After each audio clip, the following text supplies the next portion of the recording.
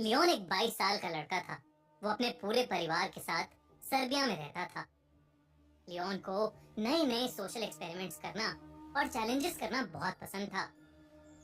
एक रात लियोन अपने फ्रेंड की पार्टी से अपने घर की तरफ लौट रहा था। कार तेज स्पीड में थी और लियोन ने लाउड वॉल्यूम पर गाने चलाए हुए थे। अचानक उसकी गाड़ी के सामने एक अजीब सी दिखने वाली औरत आ गई। लियोन ये देखकर बौखला गया और उसने गाड़ी का स्टीयरिंग व्हील पूरी तरह घुमा दिया। उसकी गाड़ी एक पेड़ में जाकर टकरा गई और लियोन को सर पर थोड़ी चोट आई। उस रोड के पास एक हॉस्पिटल था जहां का स्टाफ क्रैश की आवाज सुनते ही दौड़ता हुआ आया और लियोन को हॉस्पिटल के अंदर ले गया। लियोन को क्रैश के 15 मिनट बाद ही होश आ चुका था। डॉक्टर ने उसकी मरहम पट्टी कर दी और अब वो घर जा सकता था। लियोन ने अपने लिए एक टैक्सी और अपनी गाड़ी के लिए एक टो ट्रक बुक कराया। उसका वेट करते करते वो हॉस्पिटल में ही अपनी टैक्सी और उस टो ट्रक का वेट करने लगा। वो हॉस्पिटल के सेकंड फ्लोर की बालकनी में खड़ा था। वो बार बार उस औरत के बारे में सोचने लगा जो अचानक उसकी गाड़ी के सामने आ गई थी, मगर उसे लगा कि शायद वो उसके मन का कोई वहम होगा। उस बालकनी से लियोन को उसकी क्रैश गाड़ी साफ नजर आ रही थी।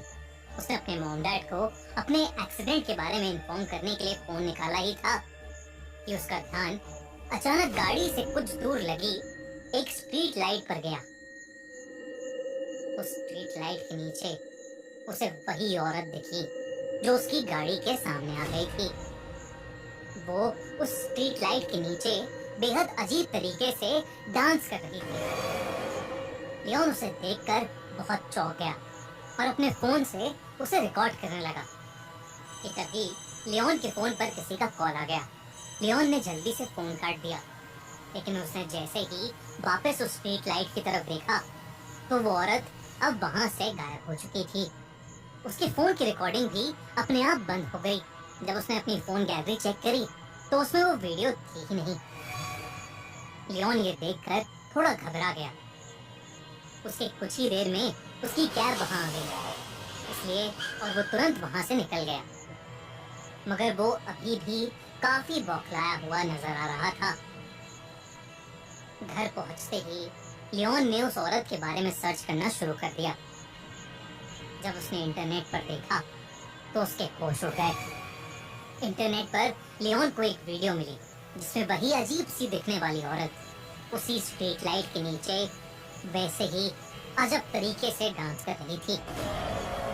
इंटरनेट पर लोग उस औरत को सर्बियन डांसिंग लेडी कह रहे थे। कुछ लोग तो उस डांसिंग लेडी को एक भूत भी बोल रहे थे और कह रहे थे कि वो डांस नहीं बल्कि कोई भूतिया रिचुअल कर रही है। ये सब देखकर लियोन उस औरत में और इंटरेस्टेड हो गया।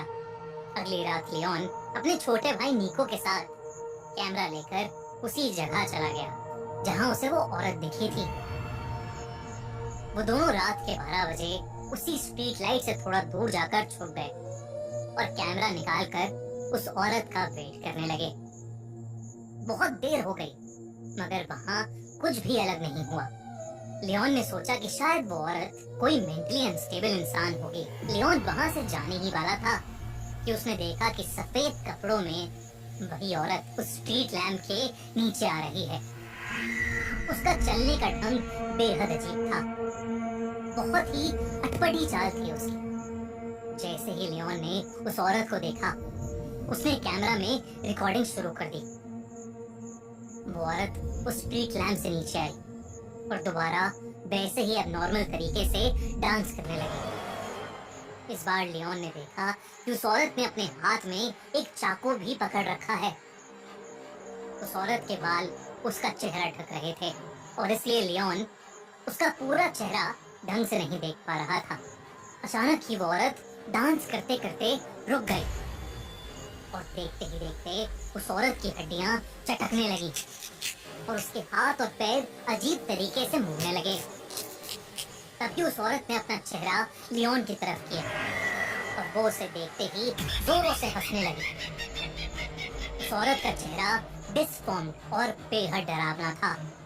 वो धीरे धीरे लियोन और निको की तरफ चलकर आ रही थी। लियोन और निको ये सब देखकर बहुत डर गए। वो फौरन अपनी कार की तरफ भागे।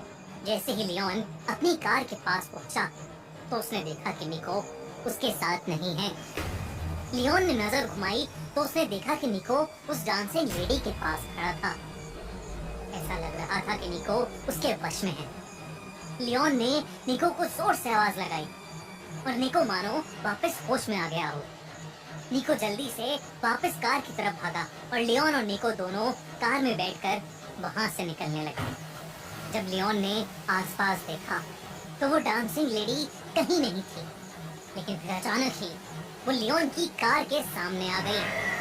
उसे देखकर लियोन की रूह कांप गई, लेकिन लियोन ने अपनी कार नहीं रोकी। लियोन की कार उस डांसिंग लेडी के आर पार हो गई और जब लियोन ने अपने रियर व्यू मिरर से पीछे देखा तो वो डांसिंग लेडी उस रोड पर खड़ी लियोन को ही घूर रही थी।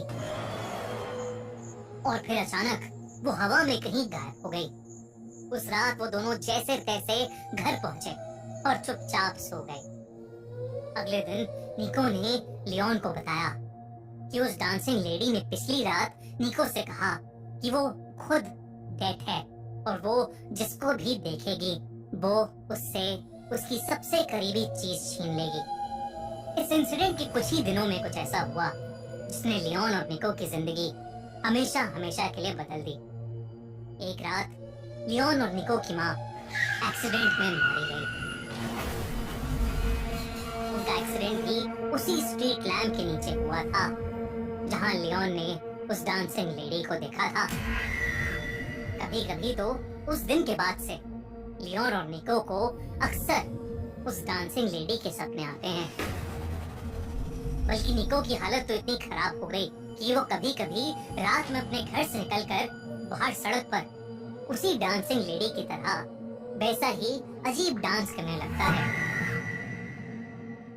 दोस्तों, सर्बियन डांसिंग लेडी सच में है या नहीं ये तो हम नहीं जानते, पर अगर आपको देर रात में कभी कोई ऐसी डांसिंग लेडी दिखे तो उससे दूर ही रहिएगा।